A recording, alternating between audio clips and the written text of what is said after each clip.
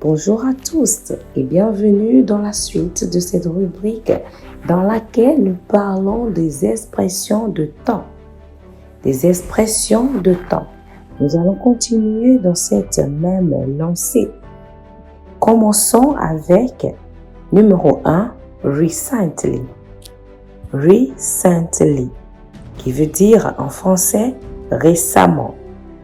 Récemment. Récemment. Très bien. Numéro 2 sur notre liste aujourd'hui, c'est lately. Lately. Lately, qui veut dire dernièrement. Dernièrement. Numéro 3, nous avons formerly.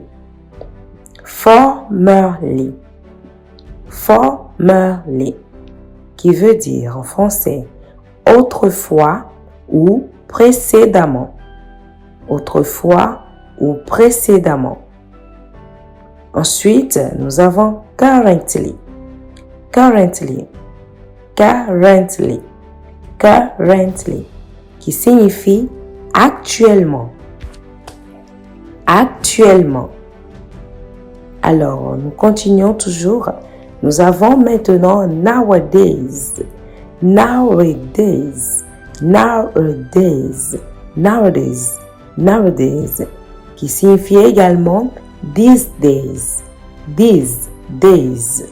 En français, nous avons de nos jours. De nos jours. De nos jours. Nowadays, these days, qui signifie de nos jours. Alors, la phrase ou l'expression suivante. For the time being. For the time being. For the time being. Qui signifie pour l'instant. Pour l'instant. Ensuite, from now on. From now on. From now on. Qui veut dire dorénavant. Dorénavant. From now on. Dorénavant. In the meanwhile. In the meanwhile. In the meanwhile. Qui signifie en attendant. En attendant. En attendant. Très bien. In a while.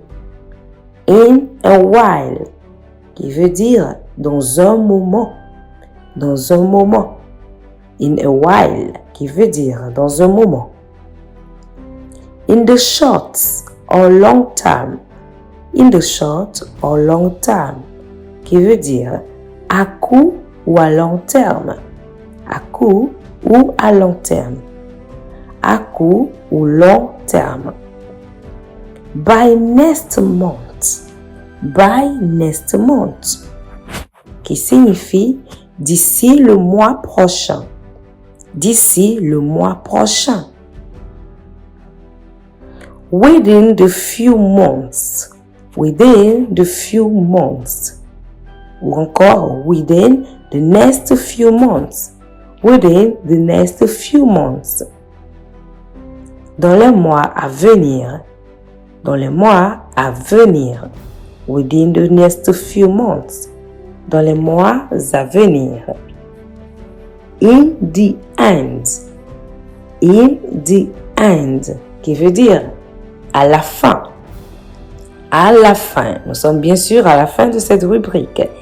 In the end, à la fin. Mais attention, actuellement ne se dit pas actually en anglais. Actually veut dire en fait. En fait. Actually, en anglais, veut dire en fait.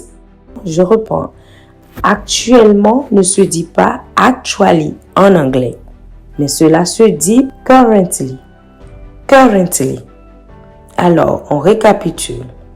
Actually veut dire en fait en français, mais currently veut dire actuellement en français. Currently, actuellement. Actually, en fait. Très bien. Ça sera tout pour cette rubrique. J'espère que de long en large, vous avez retenu de nouvelles expressions et que vous saviez maintenant comment les utiliser ou les employer.